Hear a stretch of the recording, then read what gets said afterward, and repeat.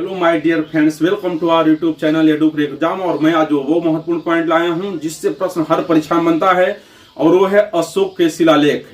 और आप नाम रटते हैं, भूल जाते हैं कौन शिलालेख कहाँ है, क्या नाम है। और आज मैं इस वीडियो में वो नाम रटने के लिए मास्टर ट्रिक बताने जा रहा हूँ, और उस ट्रिक के साथ पूरा एनालिसिस, कौन इन अभिलेखों को ढूंढा, किसने इसे पढ़ा, किस भाषा में अभिलेख लिखे गए, क्यों लिखे गए, कौन सी लिपि उसमें थी, आज ये पूरा वर्णन इसी वीडियो में, एक ही वीडियो में सभी निचोड़ बातें।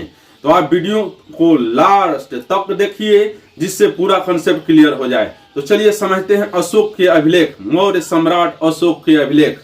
तो ध्यान दीजिए, मौर्य सम्राट के कुल 8 बृहद शिलालेख हैं जिसमें 14 बातें लिखी हुई हैं। मौर्य सम्राट अशोक के कुल 8 बृहद शिलालेख, ध्यान दीजिए शिलालेख इसके 4 हिस्सों में बटे हैं। तो आज चर्चा हो रही है बृहद शिलालेखों पर। तो एक टोटल 8 मिले हैं और इनमें टोटल 14 बातें लिखी हुई हैं। और इन अभिलेखों को सर्वप्रथम ढूंढा था 1750 में स्टीफन थेलर ने। अशोक के अभिलेख पूछता है, अशोक के अभिलेखों को सर्वप्रथम किसने ढूंढा? तो स्टीफन थेलर ने 1750 में। और इसे सर्वप्रथम पढ़ा किसने? जेम्स प्रिंसेप ने 1837 में। पूछता है अशोक के अभिलेखों को सर्वप्रथम किसने पढ़ा? तो अशोक के अभिलेखों को सर्वप्रथम पढ़ा था जेम्स प्रिंसेप ने। और ये भी पूछता है अशोक के अभिलेखों में उसका क्या नाम है? तो अशोक के अभिलेखों में उसका ज्यादा नाम मिलता है देवनाम प्रियदर्शी। देवनाम प्रियदर्शी मिलता है अशोक के अभिलेखों में उसका नाम। सिर्फ उसके 4 जो लघु शिलालेख हैं उसमें उसका नाम अशोक वर्धन मिलता है। तो अब ध्यान दीजिए, उस पर भी चर्चा होगी, दूसरे पहले समझते हैं। तो अशोक के टोटल 8 बृहद शिलालेख हैं जिसमें 14 बातें लिखी गई हैं। उन शिलालेखों सबसे पहले ढूंढा था स्टीफन थेलर ने 1750 में, और अशोक के अभिलेखों को सर्वप्रथम पढ़ा जेम्स प्रिंसेप ने 1837 में। पूछता है अशोक के अभिलेखों को सर्वप्रथम किसने पढ़ा था? जेम्स प्रिंसेप ने पढ़ा था 1837 ईस्वी में। अशोक के अभिलेखों की भाषा क्या थी? अशोक के अभिलेखों की भाषा प्राकृत थी। जानिए, उस समय राजा महाराजा जो पढ़े लोग थे वो संस्कृत बोलते थे, पर आम लोगों की भाषा वो थी, वो प्राकृत थी। भाषा की लिपियां बहुत होती हैं, कोई भी भाषा बोलो उसकी लिपि बहुत है, बशर्ते वो भाषा प्राकृत थी जिसे आम जन उसे अच्छे से समझ पाए। अशोक अपने संदेशों को आम जनता के पास अच्छे से पहुंचा पाए, इसके लिए उसने अपने अभिलेखों को प्राकृत भाषा में, जो आम बोलचाल की भाषा थी, उस भाषा में लिखवाया। और 4 लिपियों का यूज हुआ है, ब्राह्मी, खरोष्टी, यूनानी और आर्मेयिक लिपि। ब्राह्मी लिपि, खरोष्टी लिपि, यूनानी लिपि और आर्मेयिक लिपि। हाँ, अशोक की भाषा तो प्राकृत है, पर लिपियां उसमें 4 यूज हुई हैं, ब्राह्मी, खरोष्टी, यूनानी, आर्मेयिक। तो आज ये भी जानते हैं कौन से अभिलेख ब्राह्मी लिपि में है, कौन खरोष्टी लिपि में है, और किन अभिलेखों से क्या महत्वपूर्ण जानकारियां मिलती है, थोड़ा बहुत वो भी आज बता देते हैं। तो समझते हैं वीडियो में। तो यदि आपसे पूछे अशोक के अभिलेख कौन कौन से हैं, कहां से प्राप्त हुए हैं, मास्टर ट्रिक, एक लाइन में 8 में जो है 8 शिलालेखों का नाम याद। मैंने बताया है शाम को जो सोए गधा। गधा, हाँ भाई, शाम को जो सोता है गधा होता है। सोने के लिए रात बनी है, शाम को आदमी सोता है। तो ट्रिक है, मास्टर ट्रिक याद रहना चाहिए। शाम को जो सोए गधा, शाम को जो सोए गधा, शाम को जो सोए गधा, इतना बार बोल रहा हूं, याद हो जाना चाहिए।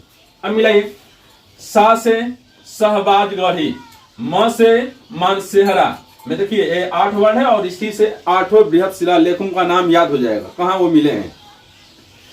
सा से सहबाज गढ़ी, म से मानसेहरा, को से कालसी, जो से जौगढ़, सो से सोपरा, ए से एरगुडी, ग से गिरनार, धा से धौली।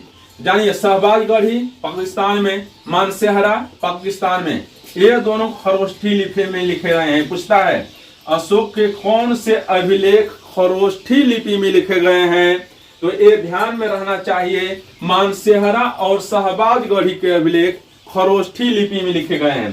खरोष्ठी लिपि दाएं से बाएं लिखी जाती थी। पूछता है ब्राह्मी लिपि बाएं से दाएं, अब खरोष्ठी लिपि दाएं से बाएं लिखी जाती थी। परीक्षा में प्रश्न आया है कई परीक्षाओं में, याद रखना चाहिए।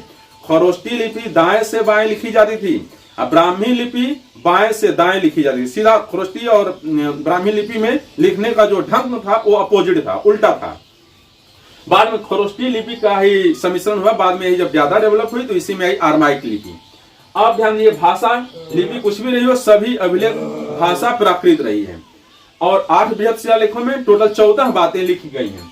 अब ध्यान दीजिए, तो शाम से तो सा से सहबाजगढ़ी, म से मानसेहरा, दोनों पाकिस्तान में है। खरोष्टी लिपि में लिखे गए हैं। खरोष्टी लिपि दाएं से बाएं लिखी जाती थी। को से खालसी उत्तराखंड, जौ से जौगढ़ उड़ीसा भारत, सो से सोपरा महाराष्ट्र, ए से अरगुडी आंध्र प्रदेश, ग से गिरनार राजस्थान, ध से धौली उड़ीसा। मैं धौली गया हूँ, उड़ीसा में पड़ता है। तो ये उड़ीसा, यहाँ से इसके 8 बृहद शिलालेख प्राप्त हुए हैं और ये प्राकृत भाषाओं में लिखे गए हैं। और ध्यान दीजिए, अशोक का सबसे छोटा स्तंभ लेख जो है वो रुमिनदेई स्तंभ लेख है, जो नेपाल के तराई क्षेत्र में पड़ता है। अशोक वहां पर अपने शासन काल के 20वें साल वहां गया था और उसने बुद्ध की जन्मस्थली होने के कारण उसने रुमिनदेई का कर घटाकर 1/8 भाग कर दिया था। ये सबसे बड़ा है, ये कर से निर्धारण से है। तो रुमिनदेई स्तंभ लेख जो है अशोक का सबसे छोटा अभिलेख है और 7वां शिलालेख इसका सबसे बड़ा शिलालेख है।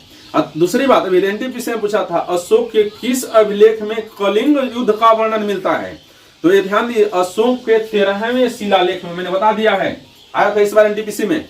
अशोक के 13वें शिलालेख में 2-3 बार आया है किसी सीट में। अशोक के 13वें शिलालेख में कलिंग युद्ध का वर्णन मिलता है, बड़ा इंपोर्टेंट है। और अशोक का कौन सा अभिलेख सबसे छोटा अभिलेख है? वो रुमिनदेई स्तंभ लेख सबसे छोटा अभिलेख है। अभिलेख का अशोक का 7वां अभिलेख सबसे बड़ा अभिलेख है। 13वें 14वें अभिलेख में माफीनामा है। तो इतना बातें ध्यान दीजिए।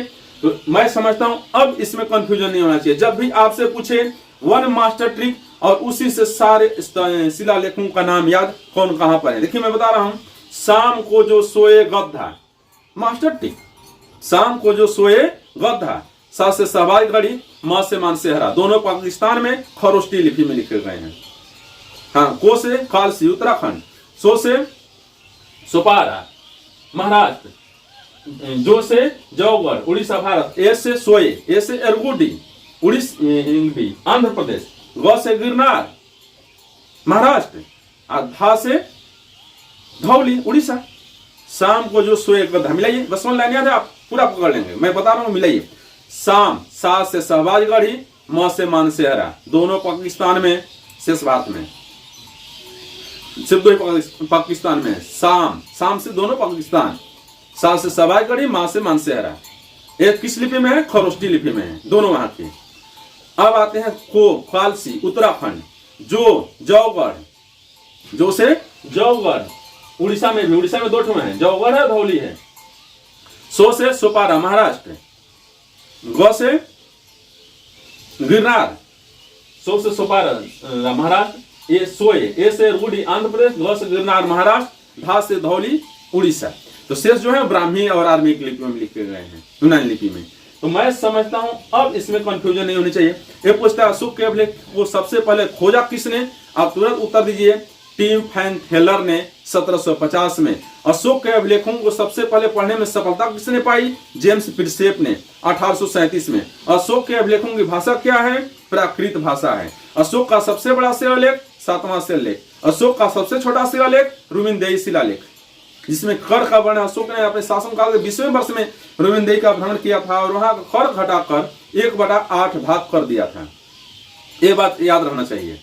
और कलिंग युद्ध का वर्णन किसने? कलिंग युद्ध, संगम काल का वर्णन, विदेशियों का वर्णन, ये सभी वर्णन जो है अशोक के 13वें शिलालेख में है। बड़ा इंपोर्टेंट है, पूछता है अशोक के 13वें शिलालेख में कलिंग का वर्णन है, संगम काल का वर्णन है और विदेशियों का भी वर्णन है। तो अब मैं समझता हूं अब कंफ्यूजन नहीं होना चाहिए। एक बात और, भारतीय इतिहास में मौर्य साम्राज्य ही सबसे बड़ा साम्राज्य था। उतना बड़ा साम्राज्य किसी भी शासक का नहीं था। मौर्य साम्राज्य ही भारतीय इतिहास में सबसे बड़ा साम्राज्य था। ये बात अब जरूर ध्यान दें, परीक्षा में पूछा हुआ प्रश्न है। तो मौर्य साम्राज्य भारतीय इतिहास का सबसे बड़ा साम्राज्य था। तो ये मैं समझता हूं अब कंफ्यूजन नहीं होना चाहिए। शाम को जो सोएगा था और इसी से 8 शिलालेख याद। यदि वीडियो पसंद आया हो तो आप चैनल को लाइक, सब्सक्राइब और शेयर कीजिए, बेल आइकन दबा दीजिए, जिससे हर आने वाला अपडेट मिलता रहे। तो चलिए मिलते हैं फिर दूसरे दिन। जय हिंद।